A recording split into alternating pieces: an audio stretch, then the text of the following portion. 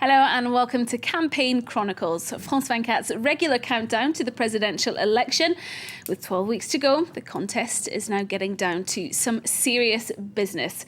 Coming up in the show today, François Hollande has rolled out his programme, but does it prove he's got the stature to be the next president? Old school socialists battle the far right for the working class vote. And in Faces and Places, with jobless numbers rising, we'll meet someone who works with an unemployment agency. Before that, though, we're joined in the studio by Campaign Chronicles reporter Luke Brown. Thank you very much indeed for joining us. Luke, we're going to begin with what was a crucial week, really, for the Socialist Party candidate François Hollande. It certainly was. Ever since the primary vote back in the autumn, he's been accused of being flou and mou, soft and vague. This week, he basically tried to dispel that he was either of those things. The first step was the very big rally that he held on Sunday. He was passionate, he was principled, he was a good orator. He demonstrated he has perhaps presidential charisma. The second step was on Thursday. He held a press conference to unveil his detailed manifesto. 60 promises. The Socialist Party says they've done the number crunching. The reason for that, he has to ensure that he has the credibility for the top job. So it has been reflected, though, that it is a bit of a success in the polls ever since then. Consolidated his lead since Sunday, 4 to 6 points ahead at the moment. All right, well, how have the Conservative UMP been reacting to that then? Not necessarily as well as would have been expected. They've been very good up till now at fighting back most times. Sunday, though, it did seem to be that they were taken off guard. The communiques that they were releasing rather gave the impression that they hadn't even been listening to the speech and had in fact been written before the speech was even given. In his TV appearance on Thursday on national TV, François Hollande went head-to-head with the foreign minister, Alain Juppé. Their honours were pretty much even after that debate, but Hollande probably had a lot more to lose there, and the Conservatives very much did not have any victory to crow about. All right, well, that means all eyes are now going to be on Nicolas Sarkozy. He too is going to be on national TV and 5 other channels, including France 24, on Sunday evening. Will he, won't he announce his candidacy? What promises is he going to make to win the voters round? The Socialists are already complaining that this is giving the non-candidate extra and unfair airtime. They aren't giving in anything away at all, though. Throughout the week, despite all those media appearances, François Hollande was very careful not to mention pretty much at all Sarkozy by name. A couple of times slipped through the net, though, very much keeping the focus on the socialist candidate. All right, well, this week's show, Luke, is decidedly left-wing. Having seen how the mainstream Socialist Party is ahead in the polls, we're now going to take a look at how one of the less well-known candidates is doing.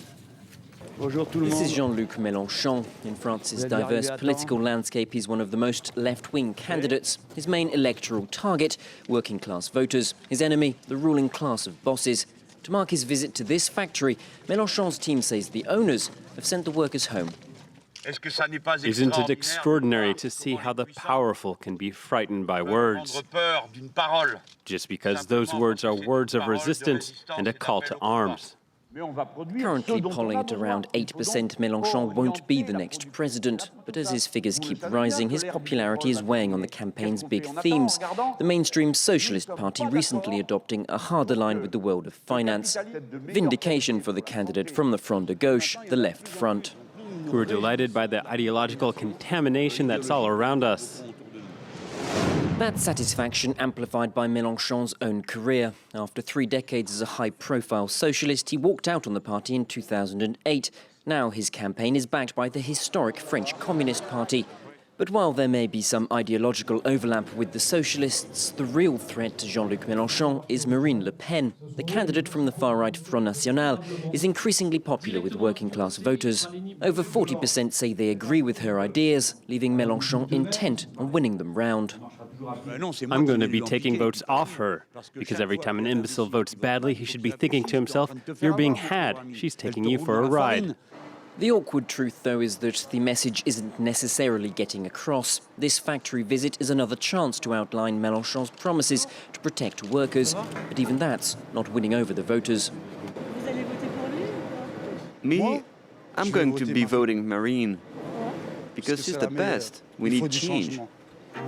That then is a problem for the Front de Gauche, even if 4,000 people turn out for the evening's rally. It may seem as if the party's principal objective is class warfare. On ne lâche rien, on ne lâche rien, on ne lâchera jamais rien. But there's little doubt about who the target really is. We're going to go front against front. We're going to take the ground back meter by meter. That means head by head, with arguments, one by one. That's your job. Proudly populist, defiantly left-wing, Jean-Luc Mélenchon harks back to a different era. But as he and his rivals from the far right mop up working-class votes, it demonstrates that those voters feel increasingly abandoned by mainstream parties. Well, it's now time for a wrap of the week's other news with behind-the-scenes regrets from that socialist shindig, a who's who of political enemies, as well as a surprising revelation from the president.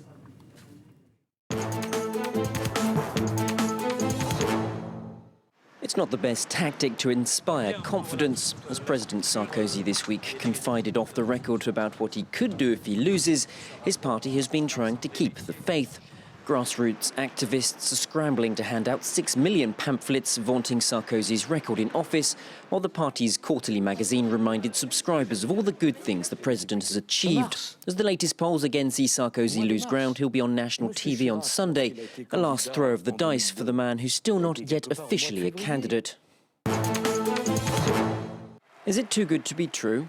François Hollande's first major rally was judged a success. Key to that, the image of the Socialist Party united behind their candidate, but the family photo concealed hidden heartache. Ségolène Royal, the former candidate and former partner of François Hollande, not best pleased to have been written out of the history books. It's not just about me, it's the whole thing. All I'm asking for is that our past is respected. And she wasn't the only participant to feel hard done by. The singer Yannick Noah, who warmed up the crowd, came under fire from the Conservative UMP party. 2 MPs accused him of tax evasion back in the 1990s. His lawyers say they will sue for libel. Choose your enemies wisely, but make sure everyone knows who they are. As François Hollande named his nemesis, it revealed his political preferences. I'll tell you who my real enemy is. My enemy is the world of finance. While centrist François Bayrous is inspired by economic circumstance. My enemy is unemployment. And Dominique de Villepin stayed true to his reputation for fine words and little substance. The number one enemy is inside us. It's our temptation to give up, to believe in magicians and prophets. All right, well, let's get the latest from Faces and Places, France 24's weekly rendezvous with voters.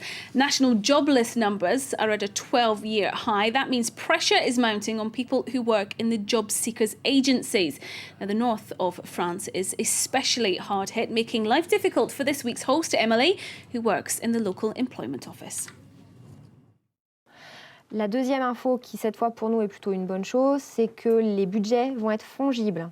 Donc, Emily is a manager at Pôle emploi, the French National Job Centre, and has been working here for 12 years. Her agency is based in Doullens, North Picardy, a former industrial area. The region has been badly hit by the crisis. Unemployment rose by 10% in the last 3 years. But as the unemployment rate increases, Emily's staff does not, placing enormous pressure on the centre. Nowadays, when you watch TV, turn on the radio or open the newspaper, you're confronted by the crisis, job losses, etc. And we feel that unemployed people are losing faith in a better future. We really need to help them because they're psychologically weaker. They lose confidence and they're less motivated when they apply for a job. Emily has very much settled into life in this small village. Its red brick homes are typical of the region. A lover of outdoor sports, she brings her daughter to the equestrian centre after school. Emily believes the authorities should be doing more to protect the environment. I'm appalled about the lack of involvement by the whole political establishment in France or abroad in such matters. I understand that there can be local issues in terms of economy or purchasing power.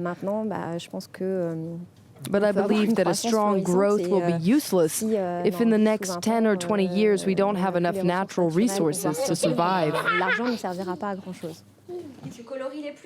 The mother of 2 young daughters, Emily's main priority is to ensure her children receive a good education.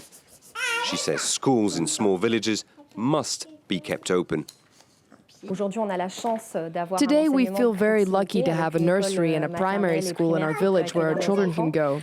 And we would very much like not to be threatened by class closures anymore. Every year the government decides which schools will be kept open. Many young couples with kids settle in our village, so there's a real need. Emily has no plans to leave this village. Both her and her husband believe village life provides the very best for their family.